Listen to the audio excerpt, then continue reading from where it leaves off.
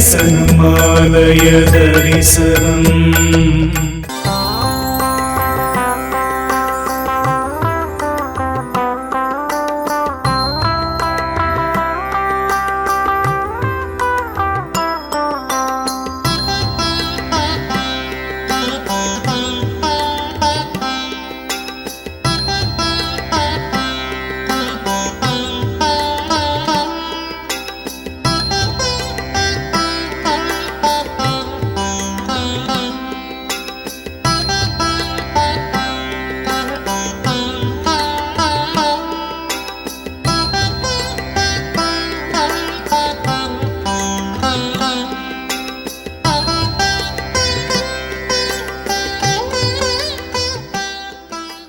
ஆலய தரிசனம். அருள்மிகு பத்ரி நாராயணர் ஆலயம் பத்ரிநாத் கலாச்சார பாரம்பரியம் மிக்க நமது பாரத நாட்டின் வட பகுதியில் உத்தராகண்ட் மாநிலத்தில் சமோலி மாவட்டத்தில் உள்ள மலைவாழ் இடமான பத்ரிநாத்தில் இந்த கோவில் உள்ளது. இது பத்ரி நாராயணன் கோவில் என்றும் அறியப்படுகிறது. இந்த கோயில் அலக்நந்தா ஆற்றங்கரையில் அமைந்துள்ளது. வைணவர்களால் போற்றப்படும் 108 திவ்ய தேசங்களுள் இதுவும் ஒன்றாகும். இமயமலையின் மிதமிஞ்சிய குளிரின் காரணமாக இது ஆண்டுக்கு 6 மாதங்கள் ஏப்ரல் கடைசியிலிருந்து நவம்பர் தொடக்கம் வரை மட்டுமே திறக்கப்பட்டிருக்கும்.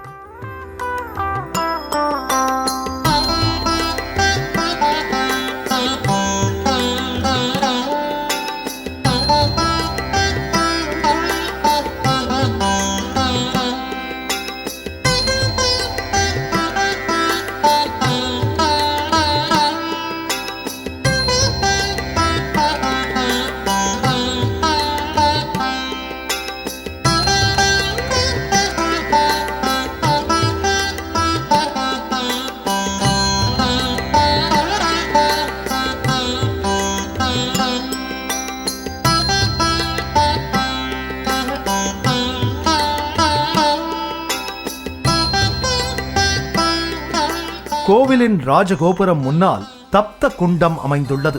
இந்த குண்டத்தில் நீர் எப்பொழுதும் இதமான சூட்டில் இருக்கும். கடும் குளிரை கொண்ட இமயமலைக்கு வரும் பக்தர்களுக்கு இது இறைவனின் கருணை கொடை. அதில் நீராடி நித்திய கடன்களை முடித்துக்கொண்டு சிம்ம துவாரத்தில் இருக்கும் கருடனை தரிசிக்க வேண்டும். கோவிலின் கருவறையில் மூலமூர்த்தியாக சால கிராமத்தாலான சிலை காணப்படுகிறது. இவர் பத்மாசனத்தில் அமர்ந்து தரிசனம் தருகிறார். பத்ரிநாத் பகவானின் ஜடா மண்டல் நன்றாக காணப்படுகிறது. பகவான் 4 திருக்கரங்களிலும் சங்கு சக்கர கதாதாரியாக சதுர்புஜ பத்ரி நாராயணன், மார்பில் ஸ்ரீவாட்ச சின்னத்துடன் விஷ்ணு நாராயணா ஸ்வரூபமாக சேவை சாதிக்கிறார். இறைவனின் கருவறையில் உற்சவமூர்த்தி, நாரதர், தனாதிபதி குபேரன், கருட பகவான், சுதர்சன சக்கரம், சரண பாதுகை ஆகியவைகள் அமைந்திருக்கின்றன. பத்ரி நாராயணரின் இடது பக்கத்தில் எப்பொழுதும் அகண்ட ஜோதி நந்தா தீபம் எரிந்து கொண்டே இருக்கிறது.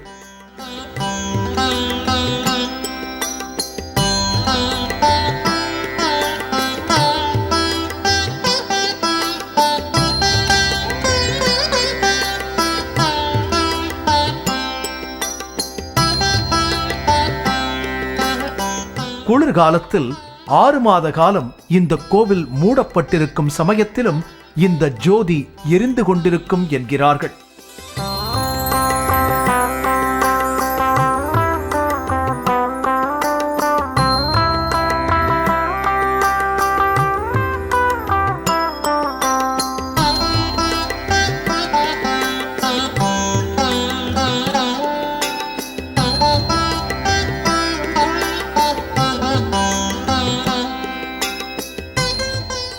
தெற்கு பிராகார ஆரம்பத்தில் அனுமன் சன்னதிக்கு பிறகு வடக்கு நோக்கி மகாலட்சுமி சன்னதியில் ஆரவல்லி தாயார் என்ற திருநாமத்தில் மகாலட்சுமி காட்சி தருகிறார்.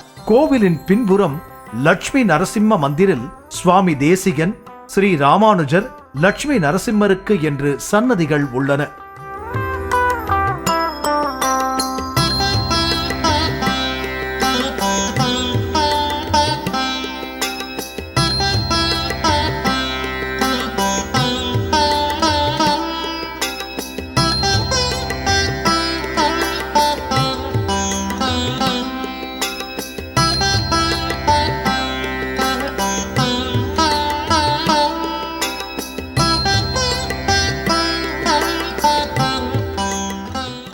மாதம் அட்சய திருதியை அன்று கோவில் திறக்கப்படும். பின்னர் நவம்பர் மாதத்தில், அதாவது தீபாவளிக்கு பிறகு 6 மாத காலம் மூடப்படும். இந்த 6 மாதங்களும் தேவர்கள் வந்து இறைவனை ஆராதனம் செய்கிறார்கள் என்று நம்பப்படுகிறது.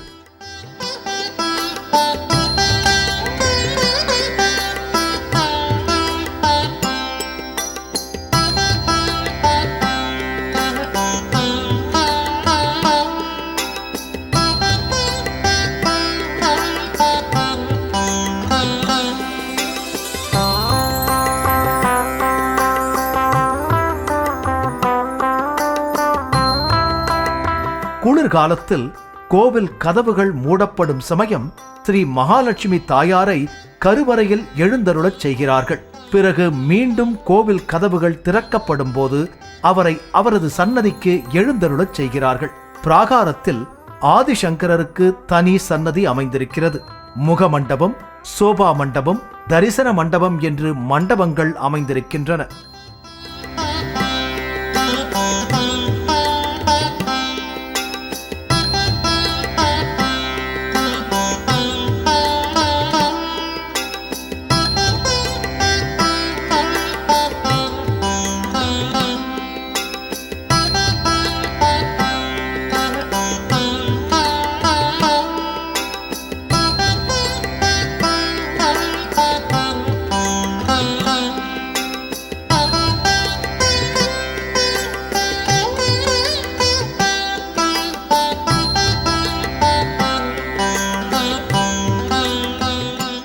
தினந்தோறும் சூரிய உதயத்திற்கு முன்பு சாலக்கிராம சிலையிலான மூலமூர்த்திக்கு அபிஷேகம் செய்யப்படுகிறது.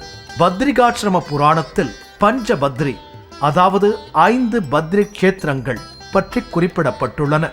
அவைகள் யோகபத்ரி, விருத்தபத்ரி, தியானபத்ரி, தபோபத்ரி, அதாவது பத்ரி விசால், பவிஷய பத்ரி.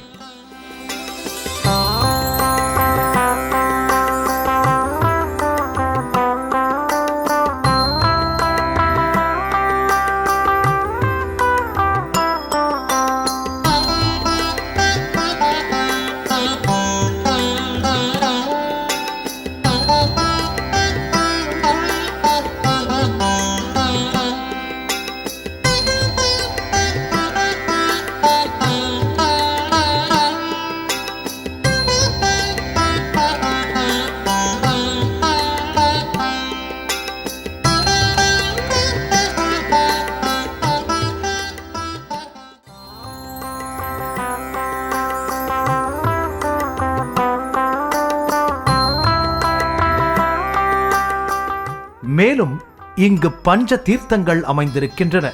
அவைகளை பற்றி சற்று பார்க்கலாம்.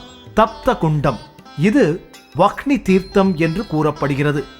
இது அக்னியின் வாசஸ்தலம். பிரகலாத குண்டம், இது தப்த குண்டத்திற்கு பக்கத்தில் அமைந்துள்ளது. இதில் ஒரு பகுதியில் மிக வெப்பமான நீர் உள்ளது. நாரத குண்டம், தப்த குண்டத்திற்கு பக்கத்தில் அலக்நந்தா நதிக்கரையில் உள்ளது. ஒரு பாறை பகுதியின் மறைவில் பாறையின் ஆதாரத்தை கொண்டு பக்தர்கள் வசதியாக பயமில்லாமல் நீராடலாம். கூர்மதாரா, இது ஒரு குளிர்ந்த நீர்த்தாரையின் அருவி. கூர்மாவதாரத்தில் நாரத மகரிஷி இந்த தீர்த்தத்தில் நீராடி விஷ்ணு பகவானை ஆராதித்ததாக வரலாறு சொல்கிறது. ரிஷி கங்கா, இந்த நதி நீலகண்ட மலையின் பள்ளத்தாக்கில் பெருகி பாய்ந்து அலக்நந்தாவில் சங்கமமாகிறது. பத்ரிநாத் கஷேத்திரத்திலிருந்து 25 கிலோமீட்டர் தூரத்தில் சத்யபத் புஷ்கரணி உள்ளது. இது சுமார் 14,400 அடி உயரத்தில் அமைந்திருக்கிறது. இதற்கு அப்பால் சோமகுண்டம், சூரியகுண்டம், விஷ்ணு குண்டம் ஆகியவை உள்ளன. இவைகளில் உள்ள நீர் வெப்பமுடையது. இதைத் தவிர இந்த பகுதியில் பல புண்ணிய நதிகள் உள்ளன.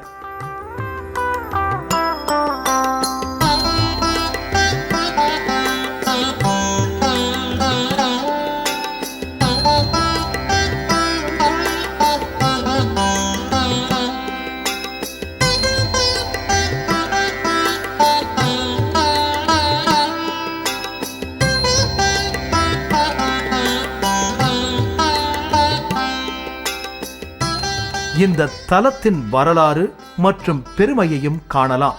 தலத்தின் மகிமையை உலகுக்கு எடுத்துக்காட்ட மகாவிஷ்ணு எடுத்த இரட்டை அவதாரமே நர நாராயணர்கள். கடவுள் மனிதனாகவும் மனிதன் கடவுளாகவும் ஆக முடியும் என்ற தத்துவத்தை விளக்கும் புராண கதை இது. மகாவிஷ்ணுவுக்கு பல்வேறு திருநாமங்கள் உண்டு. அவற்றில் முக்கியமான 245வது நாமம் நாராயணா என்று விஷ்ணு சகஸ்ரநாமம் கூறுகிறது. நாராயணா என்றால் எல்லா ஜீவன்களும் உறையும் இடம் என்று பொருள். ஸ்ரீமன் நாராயணனிடமிருந்துதான் சப்த ரிஷிகளும் தேவர்களும் பஞ்சபூதங்களும் அனைத்து ஜீவராசிகளும் தோன்றியுள்ளன என்று விஷ்ணு புராணம் கூறுகிறது. ஓம் நமோ நாராயணாய என்ற மந்திரம் பகவான் விஷ்ணுவை சரணடையவும் மோட்சத்தை அடையவும் வழிவகுக்கும் உன்னத மந்திரம் என்று புராணங்களும் சாஸ்திரங்களும் கூறுகின்றன. நரன் என்பது மனிதத்தன்மையையும் நாராயணா என்பது தெய்வத்தன்மையையும் விளக்குவது. நர நாராயணன் என்பது மனிதனும் தெய்வமும் இணைந்த சக்தியை குறிப்பிடுவதாகும்.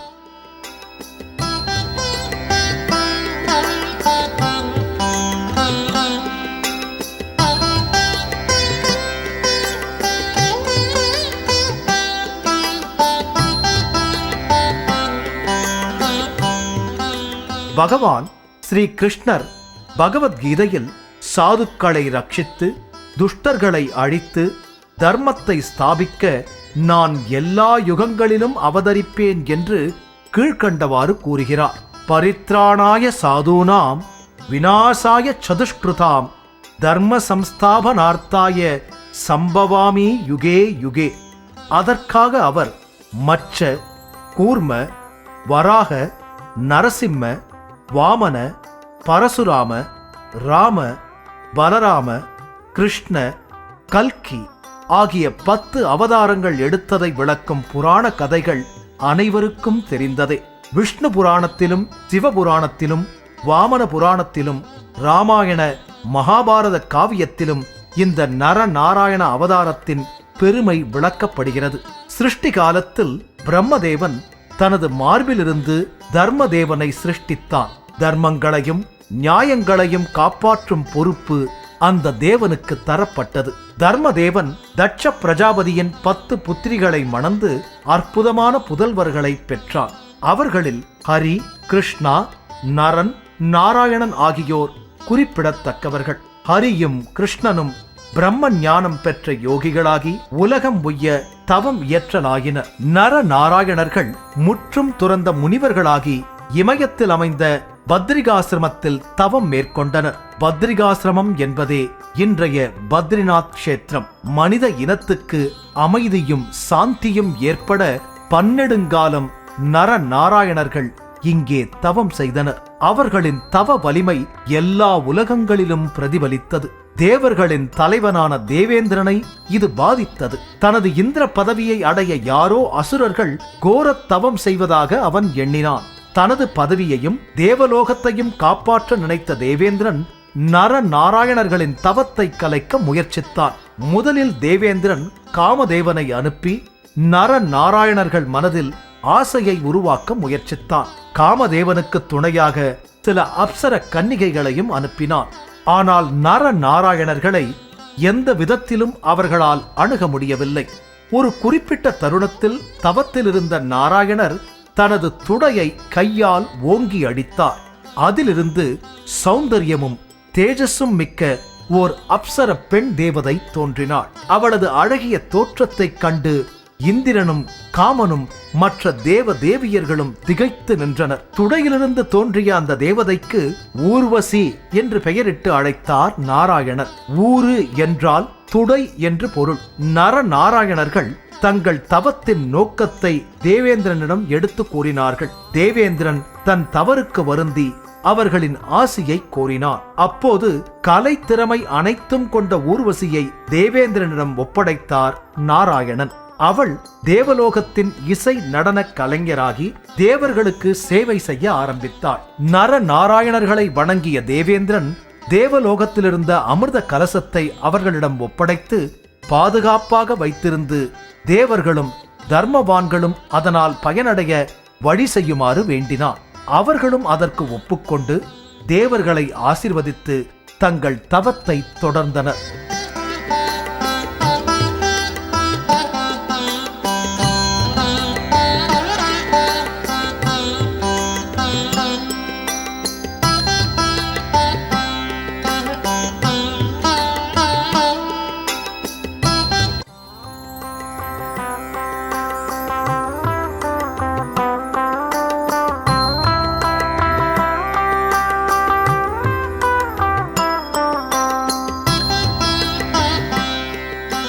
பிறகு மற்றொரு சம்பவம் நிகழ்ந்தது. அது நரநாராயணர்களை சிவபெருமானோடு இணைத்த சம்பவம். சிவபெருமானை ஒதுக்கி வைத்துவிட்டு தட்சன் பெரும் யாகத்தை தொடங்கினான். சிவபெருமானின் பத்தினியும் தட்சனின் மகளுமான தாட்சாயினி அந்த யாகத்துக்கு சென்று தன் தந்தை செய்யும் தவற்றை சுட்டிக்காட்டி வாதிட்டாள். கோபமடைந்த தட்சன் மகளென்றும் பாராமல் அவளை நிந்தித்தான். தாட்சாயினி தட்ச யாகம் அழியட்டும் என்று சாபமிட்டு யாகசாலையில் தன் உயிரை மாய்த்துக் கொண்டாள். இதனால் கோபமடைந்த சிவபெருமான் வீரபத்திரர் வடிவில் தோன்றி யாகசாலையை அழித்தார். அப்போது அவர் கையிலிருந்து புறப்பட்ட திரிசூலம் தீயை கக்கிக் கொண்டு விண்ணில் கிளம்பியது. நேராக அது பத்ரிகாசிரமம் அடைந்து அங்கே ஆழ்ந்த தவத்திலிருந்த நாராயணர் மார்பில் தாக்கியது. ஆனால் நாராயணர்களை சுற்றியிருந்த தவ மண்டலத்தின் சக்தியால் திரிசூலம் திசை திரும்பி சிவபெருமானையே தாக்கியது. அப்போது சிவபெருமானின் தலைமுடி கற்று திரிசூலத்தின் வெப்பத்தால் கருகியது. அதனால் அது காய்ந்த வைக்கோல் போல் ஆனது. இதனால் சிவனுக்கு முஞ்சகேசன் என்ற பெயர் ஏற்பட்டது. முஞ்ச என்றால் காய்ந்த புல் என்று பொருள். தேவர்கள் அனைவரும் சிவபெருமானை அமைதியாக இருக்கும்படி வேண்டினர். அப்போது சிவபெருமான் நரநாராயணர்களின் தவ வலிமையை உலகுக்கு எடுத்து காட்டவே தான் இந்த திருவிளையாடல் புரிந்ததாக கூறினார்.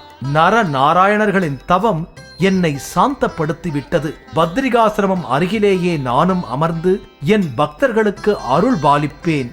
நான் அமர்ந்த இடம் கேதார்நாத் என்று பெயர் பெறும் என்றார். பத்ரிகாசிரமத்தில் எனது திரிசூலம் விழுந்த இடத்தில் வெந்நீர் ஊற்றுக்கள் தோன்றி காலம் காலமாக இங்கு வரும் பக்தர்களின் நோய் தீர்க்கும் தீர்த்தமாக செயல்படும். தேவர்களும் மனிதர்களும் வழிபடும் விஷ்ணு சிவஸ்தலங்களாக பத்ரிநாத்தும் கேதார்நாத்தும் திகழும் என்று கூறி அருளினார். நரநாராயணர்களின் தவம் தொடர்ந்தது. இந்த நரநாராயணர்களே துவாபர யுகத்தில் அர்ஜுனனாகவும் கிருஷ்ணனாகவும் தோன்றினார்கள் என்கிற விவரம் மகாபாரதத்தில் உள்ளது.